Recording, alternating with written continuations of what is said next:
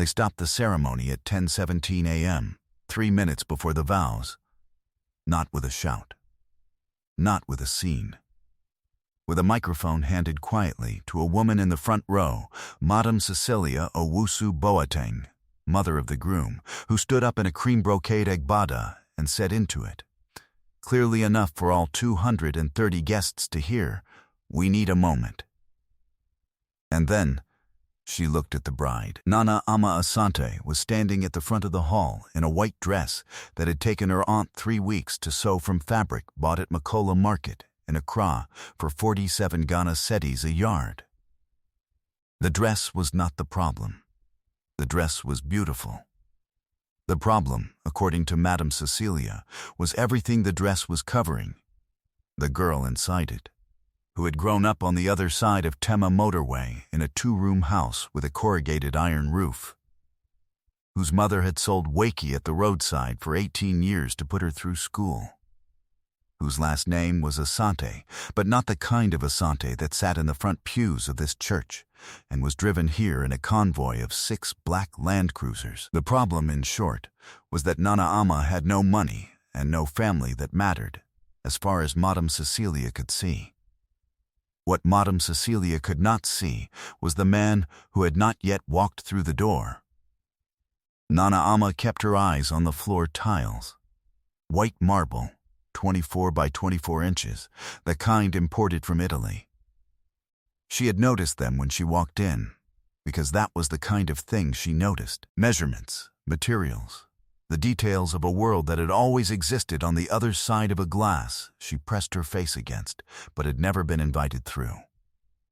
She was 27 years old and weighed 51 kilograms, which was 4 kilograms less than she had weighed at this time last year. The weight had come off slowly during 11 months of planning a wedding that someone else's family controlled. 11 months of hearing her fiancé Kolade say, "My mother will come around," and watching his mother not come around. She pressed her left hand flat against her thigh. The ring was there, a round-cut diamond that Kolade Owusu Boateng had placed on her finger 14 months ago on the rooftop of Shangri-La Hotel on 210 Independence Avenue, Accra, on a Thursday night with the city lights scattered below them like a second sky. He had chosen that ring himself. He had paid for it himself. He had proposed himself on a night his mother did not know about, because he had known that his mother would need to be told rather than asked. Madame Cecilia had been told. The telling had not gone well. The woman was now speaking again into the microphone, something about family values and the importance of equal foundation in a Christian marriage. And the pastor, Bishop Mensah, 61 years old, investments that cost more than Nana Ama's mother had earned in 2 years, was nodding beside her in the careful way of a man who understood which side of his bread carried the butter. The guests had gone very quiet. 230 people in their best clothes, not one of them speaking. Everyone watching the girl in the white dress stand there while her wedding was being paused by the groom's mother who had bought the wedding. The groom was standing 6 feet away from his bride and had not moved. Nana Ama had known this was coming, not today specifically. She had not imagined it would happen mid-ceremony, with the flowers already arranged and the caterers already in the kitchen and her aunt already crying in the second row. But she had known.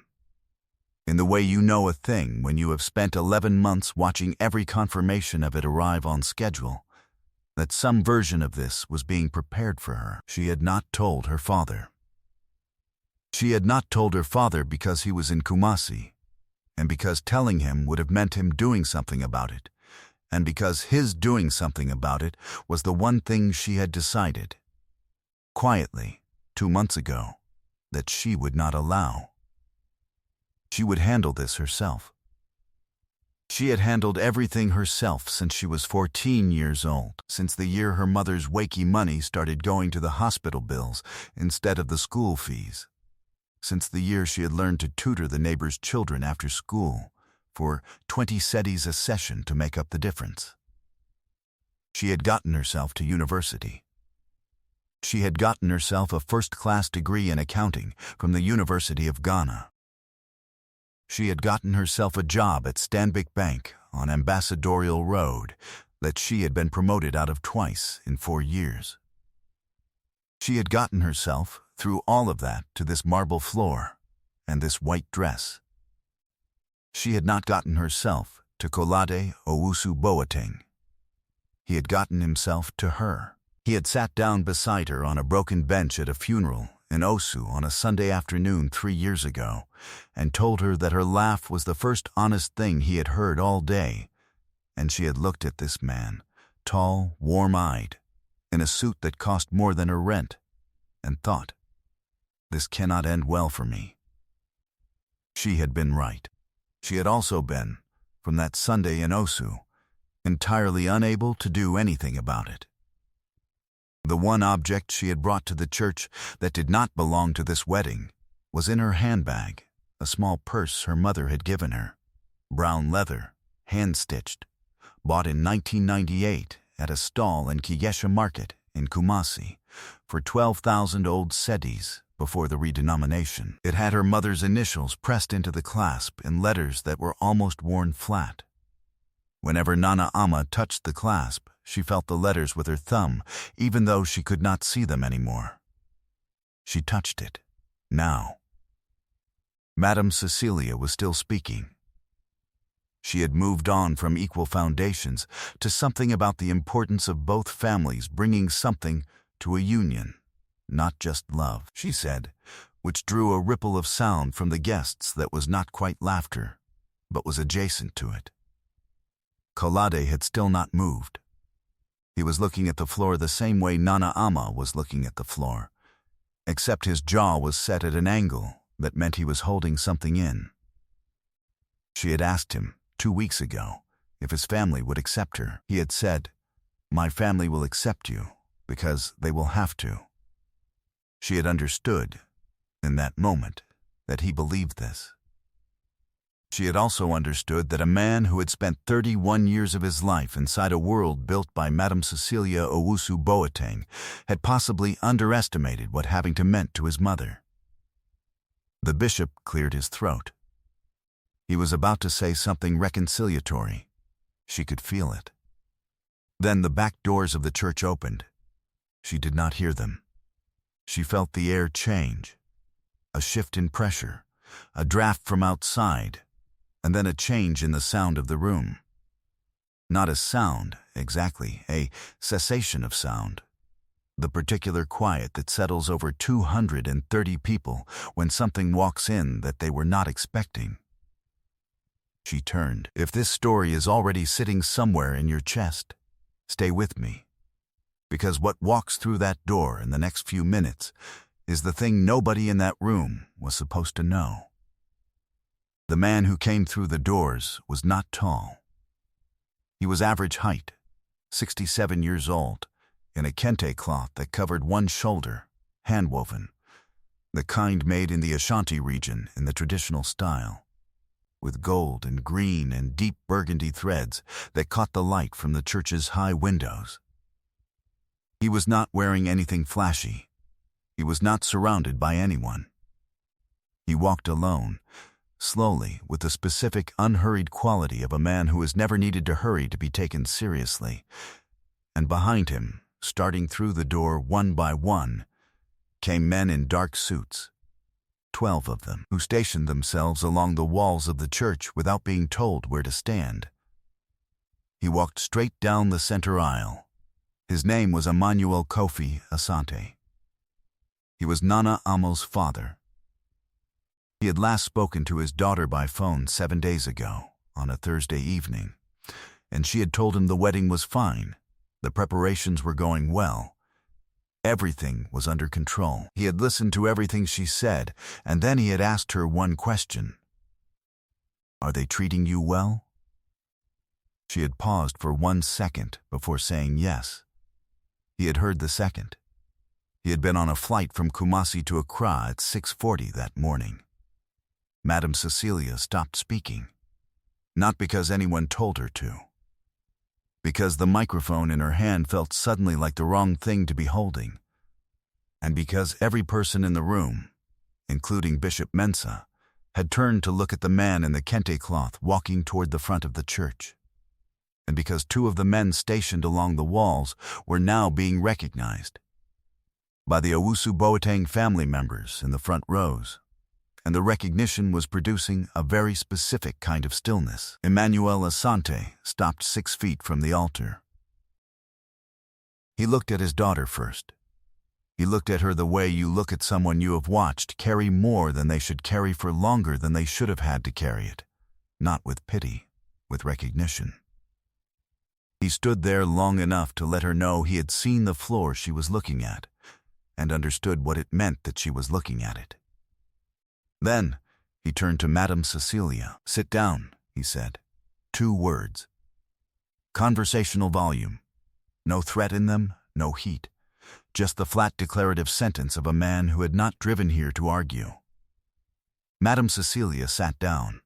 Her assistant, who had been holding her shawl, quietly folded it and sat down beside her. Emmanuel Asante turned to the pastor. "Continue the ceremony." Bishop Mensah said, "Yes, sir," and straightened his vestments. There was a woman in the 4th row on the bride's side, Auntie Pauline, 71 years old, who ran a provision stall on Osu Oxford Street, and had known Emmanuel Asante for 32 years, who pressed both hands flat against her chest at this moment, and did not lower them for the remainder of the ceremony. What happened in the room over the next 4 minutes happened without any further words from Emmanuel Asante. He walked to the chair reserved for the father of the bride, the chair that had been empty because Nana Ama had told the wedding coordinator that her father could not come, and he sat down in it, and he folded the kente cloth over his knee, and he looked at his daughter with an expression that said, "I am here. You may proceed." Nana Ama looked at Kolade for the first time since the ceremony had been interrupted. He was looking at her father with an expression she had not seen on his face before. She had seen him amazed. She had seen him delighted. She had not seen him look at another person the way a man looks at an ocean he had not known was there. She reached out and took his hand. The bishop began the vows. What Madame Cecilia Owusu Boateng did not know, what most of the guests did not know, what even Kolade had not fully known, because Nana Ama had never led with it, had never used it, had never brought it into any room it was not asked to enter, was who her father was. Emmanuel Kofi Asante had started with a single small chop bar in Kumasi in 1986. On a street off Kagekia that his mother had told him was too crowded to do business on. He had sold wakey and kenki from 5 a.m. to 2 p.m. every day for 7 years. He had lived in one room behind the stall for the first 3 of those years. He had kept his accounts in a school exercise book because he could not afford accounting software, and his accounting had been perfect because he had not been able to afford to make a mistake. By 1993, he had expanded to 3 stalls. By 1998, he had opened his first restaurant. By 2004, the restaurant had become a chain, 11 locations across Kumasi, Accra, and Takoradi. And he had sold a minority stake to a regional private equity firm for a number that his mother, who was still alive then, had asked him to repeat 3 times because she thought she was mishearing the zeros. He did not talk about this. He had raised his daughter in Kumasi, in a house that was comfortable but not grand, because he believed that comfort was the enemy of hunger, and that hunger, the right kind, the kind that makes you count every seti and learn every skill and stay sharp at 6 a.m., was the only thing that had ever made him good at anything. Nana Ama had grown up watching her father leave early and come back late and keep his books with the same attention he had given the exercise book in 1986. She had grown up learning the thing he never taught her directly, that money, when it is yours, when you built it, when no one gave it to you, does not need to announce itself. This was why she had never announced it. She had gone to university on a merit scholarship because she could, not because she had to. She had worked at Stanbic Bank because she chose it. She had told Kolade on the third date that her father ran a food business in Kumasi. He had not asked how large. She had not specified. Auntie Pauline had known. Auntie Pauline had been watching this situation develop for 11 months from her provisions stall with the specific knowing patience of a woman who has watched enough stories unfold to recognize what kind of story each one is. She had told Nana Ama 3 months ago over a shared plate of wakey on a Saturday morning, "Your father will come when it is time." Nana Ama had said, "He doesn't need to come." Auntie Pauline had put down her fork. The girl who carried the sky by herself her whole life doesn't get to decide she doesn't need the sky to show up for her wedding. Nana Ama had not called her father. Auntie Pauline had. She had called him on a Monday evening 2 weeks before the wedding and told him exactly what she had seen. A daughter who was too proud to ask for help, and a family that was going to humiliate that pride in a church in front of 230 people. She had told him the date, the time, and the address. She had told him nothing else, because nothing else was needed. Emmanuel Asante had said, on the phone, "Thank you, Pauline." And then he had begun making arrangements. The 12 men in dark suits along the walls of the church were not bodyguards. They were associates, executives, partners, men who ran supply chains and distribution networks and 3 hotels across the country, who had worked with Emmanuel Asante for anywhere between 9 and 22 years, and who had answered without hesitation when he had called each of them and said, "I need you at my daughter's wedding on Saturday at 10. None of them were there to make a statement. They were there because Emmanuel Asante had asked, and because men who had watched him build what he had built from a single stall in 1986 did not decline when he asked. The vows were completed at 10:41 a.m. When Bishop Mensah said, "You may kiss the bride," and Kolade kissed his wife, the sound that came from the guests was not the polite applause of a church ceremony that had gone smoothly. It was the sound of 230 people releasing something they had been holding for 24 minutes, and it was louder than it would have been otherwise, which is the specific way that relief sounds when it follows the exact shape of the fear it was supposed to replace. At the reception, which was held at the Owusu Boateng estate in Cantonments, 1,004 acres, behind a white compound wall on a street lined with mango trees, the seating arrangement placed Emmanuel Asante and Madame Cecilia at the same table. This had been arranged by the wedding coordinator before either of them arrived, and neither of them moved. They spoke for approximately 40 minutes. At the end of those 40 minutes, Madame Cecilia excused herself, went to the bathroom, and stayed there for 11 minutes. When she came back, her face was composed in the way that a face composed after washing it looks different from a face composed at the beginning of a day. She went to find Nana Ama. She found her near the east end of the garden, standing beside a jacaranda tree with her shoes off, her feet on the grass, eating a small piece of chin-chin that someone had put in her hand. She found her, specifically, looking like a woman who had just survived something and had not yet decided how she felt about having survived it. Madame Cecilia stood in front of her for a moment. She was 58 years old and had not apologized to anyone in this manner in more years than she could count comfortably. She said, "I was wrong about you. I was wrong about what I thought your family was." She paused.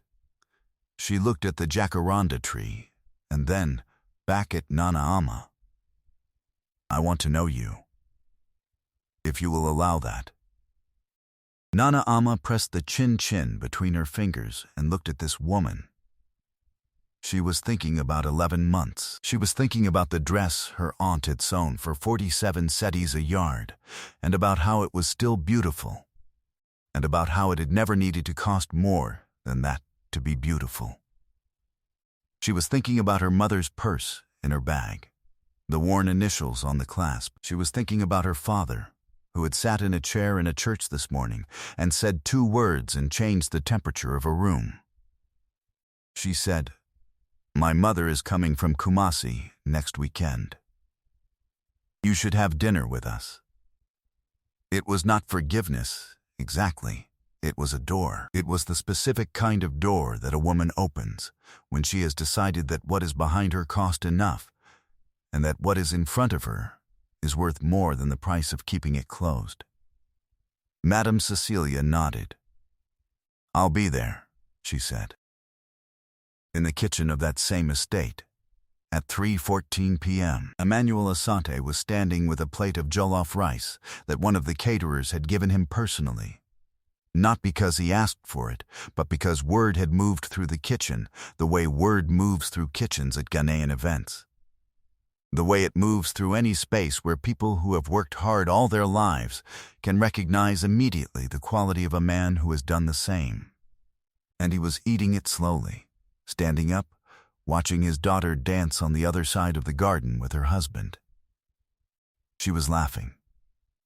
It was the same laugh Kolade had heard on a broken bench at a funeral in Osu 3 years ago, and had decided was the first honest thing he had heard all day. It was exactly the same laugh. She had not changed it for anyone. Emmanuel Asante watched his daughter laugh and ate his jollof rice, and did not say anything because there was nothing that needed to be said. He had driven 9 hours from Kumasi to Accra in 1986 with 400 cedis and an exercise book. He had built a life from a chop bar on a crowded street his mother said was too busy for business. He had raised a daughter who had inherited his arithmetic, the ability to count what something was actually worth, not what someone was selling it for. He had sat in a church this morning and said 2 words, and his daughter had been able to finish her wedding.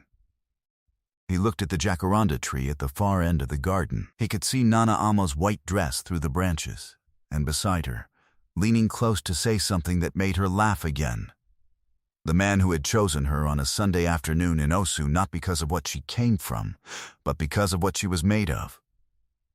The people who opened those church doors this morning to stop a wedding thought they were protecting something precious. They had spent 31 years building a world they could control, and they had looked at this girl from the other side of Tema motorway and seen something that did not belong in it. They had seen a thin dress and a borrowed church seat and a name that wasn't the right kind of Asante. They had not seen the accounting. They had not seen the chop bar, the exercise book, the 400 cedis, the 38 years of early mornings and long nights that had turned one stall in Kajetia into something that made 12 men in dark suits board flights on a Saturday and show up without being told to explain themselves. They had not seen the daughter who had watched all of that and learned the only lesson it had to teach, that what is real does not need to perform. It arrives when it is needed and speaks in the minimum number of words required, and sits down and waits while the rest of the room adjusts. You can judge a door before you open it. You can decide from the outside what is and isn't on the other side. The world does this every day, to women in dresses bought at Makola Market, to men who live behind their stalls, to children who learn accounting from exercise books because their parents couldn't afford software. The world makes this calculation constantly and is constantly, quietly wrong. What cannot be taken from a person is the arithmetic of what they have actually built. Not the title of it, not the announcement of it, but the thing itself, the hours, the accounting, the early mornings, the specific skill of knowing exactly what something is worth. You can lock that inside any kind of house. You can dress it in any kind of dress. You can seat it in a chair on the wrong side of a motorway, and it is still what it is. It does not diminish because you haven't recognized it. It does not disappear because you have decided it isn't there. Nana Ama Asante danced in a garden in Cantonments, in a dress that cost 47 cedis a yard, and she danced the way a woman dances when she is no longer proving anything to anyone, which is the only way dancing is ever worth watching. Her father finished his jollof rice and set the plate down on the table beside him and smoothed the kente cloth across his knee. The sun was going across the mango trees on the street outside the white compound wall. The day was not ending. It was completing itself in the specific way that good days complete themselves, not dramatically, but fully. The morning they opened those doors thinking they were stopping something, they were, without knowing it, opening the one they had been keeping closed. If you have ever walked into a room where someone decided you didn't belong before you opened your mouth, leave your answer in the comments. I want to know what you did with the door they closed on you. Not what you bought with the life you built after. What you built. Subscribe for more stories about quiet strength, hidden foundations, and the people the world overlooks until they change everything. I'll see you in the next one.